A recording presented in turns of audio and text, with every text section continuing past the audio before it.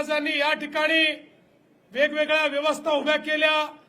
मग राज्य चालवण्याकरताची व्यवस्था असेल, 50 प्रकारचे कर संपवून एकच कर आणि तो कशा पद्धतीने वसूल होईल याची कर पद्धती असेल, पाण्याचं नियोजन असेल, जंगलांचं नियोजन असेल, आणि एवढंच नाही तर भारताच्या इतिहासामध्ये हा पहिला राजा होता, आमचा राजा, की ज्यांनी ओळखलं की आपला पुढचा शत्रू हा समुद्राच्या मार्गाने येणार आहे आणि त्यामुळे जलदुर्ग बांधून आपल्या पश्चिमी किनाऱ्याला संरक्षित करण्याचं काम हे छत्रपती शिवरायांनी केलं। आणि पहिल्यांदा पोर्चुगीजांचा पराभव केल्यानंतर जोपर्यंत छत्रपतींचं शासन होतं तोपर्यंत समुद्री मार्गे येण्याची हिंमत कुठल्याच देशाच्या कुठल्याच आक्रमकांनी त्या ठिकाणी केली नाही।